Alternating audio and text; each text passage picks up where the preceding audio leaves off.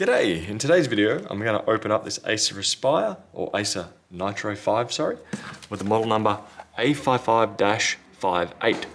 And while I'm in there, I want to do a RAM upgrade and just see what else can be upgraded and changed. So to begin with, I'm going to take out all the screws. It should be very straightforward. Now this one is a second-hand machine off eBay and they've already got some wrong screws in here. By wrong I mean these screws aren't even meant to be going into this particular type of machine. So I'm curious to see what it's going to look like when we get in there. If that's the screws we're seeing on the outside, God knows what's going on the inside.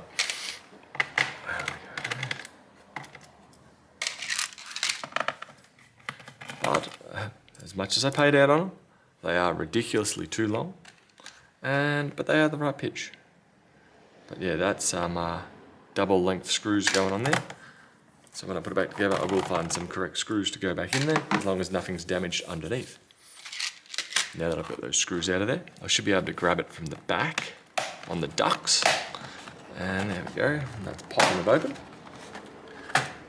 If it's never been opened before, it's going to be a lot harder than what I just did there to get it open. Now let's see what we've got. Looking a bit mangy. Battery has seen some slightly better days, but we're in. Brilliant. So looking inside here, I can see we've got one NVMe slot over here. We have another NVMe slot over here. We have Wi-Fi, and we've got to undo one screw here. I will disconnect the battery first, just not to damage anything, especially if it accidentally turns on. I'll take a single screw out here. And we have a single stick of RAM in there. What do we have? I'll zoom this in. I will just focus on this area for now. If I pull these two tabs outwards, it pops it up like so. And then from there I can wiggle it, pull it out. And we have 16 gig of DDR4 3200 megahertz. So sadly this is not running in dual channel. What I would preferably like to be able to do is match it with another 16 gig at 3200 megahertz. I'll get the increased RAM, but then I'll also get dual channel and slightly better performance in games. Usually with dual channel RAM, I'd expect it to run maybe up to about 10, maybe 20% better depending on the game when running in dual channel mode. Granted, that depends on what game you're playing. But it is a little little performance boost at minimal cost, especially if you're already upgrading RAM.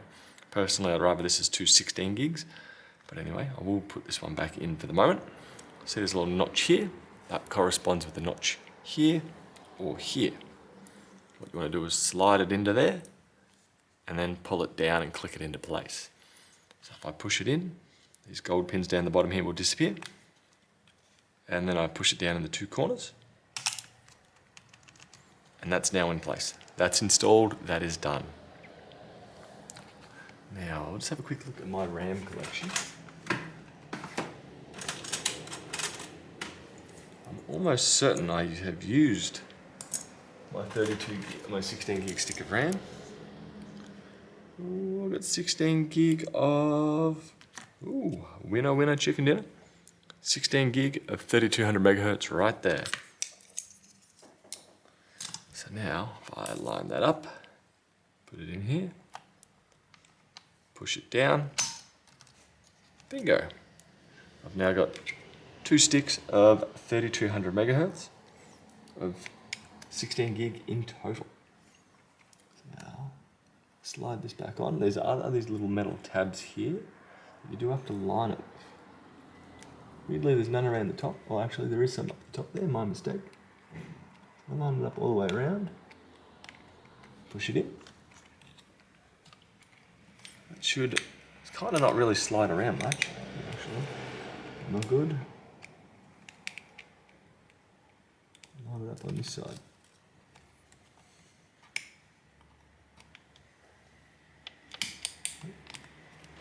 There we go, now that's in. And now we're nicely aligned down the bottom there. So I will put that screw back in. Now that the RAM has been upgraded. I slide it over here. I'm going to look at the primary SSD. wiggle that out. It's looking a bit rough on there. Flip that over. We do not have any labeling on it, but I will go with the assumption that this is a base model, so it's probably 512 gig of RAM. 512 gig of storage, not RAM, my mistake. To install it, slightly different to the RAM, put it on a very low angle, even lower than the RAM, maybe 10 degrees, and slide it in, pull it down. So if I push that in there so the gold pins disappear, push, that's now sitting up, and it's a bit springy. Even if it's sitting like that, it will actually read it, but if I push it down, do that screw up, that's now been changed. We do a similar thing over here. It would slide in and pull down. There's a weird bit of dust on there. And then we are missing the screw for this side. So sadly it's not in there from the factory. Probably they're brand new, but we are missing one. If we were to install an extra one in here, let's say you left C drive as it is and installed D drive, when you go to turn on the computer, you will have to go into disk management and tell it to format from there. Once I'm done here, we'll be right to reconnect the battery. Be careful not to bend any of the pins. There's all these little pins in there. About 8 to 10 of them, I think. And there we go. Maybe easier just to disconnect the battery and move it out of the way. Or actually unscrew the 2 screws on it. But I'm pretty happy with where it is right now. Battery is reconnected. When you do upgrade the RAM and disconnect the battery, or whenever you disconnect the battery, the computer will take a while to start up when you turn it back on. So it may stay at a black screen for upwards of about 30 seconds to a minute. That is completely normal. But from here, that's how to upgrade your RAM, how to change out your NVMe, and I'm going to get this back together. We're right to reconnect the battery, and then power it back on. So with it, when you power it back on, since we disconnected the battery, it may take 30 seconds to a minute before it displays the Acer logo. That is pretty much expected and is very normal. So most of these screws, I'm going to assume, are of the same length and the same size, excluding my 2 black ones I've got here.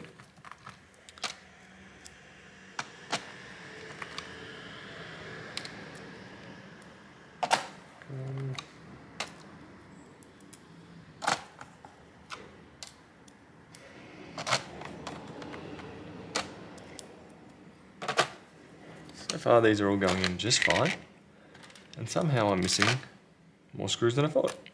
So I do have an extra one right here. Put that on the hinge, do that up.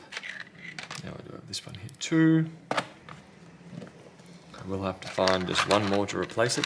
Pretty much once you've got that screw in there, it should be right to put it under power, turn it on, and it should be good to go.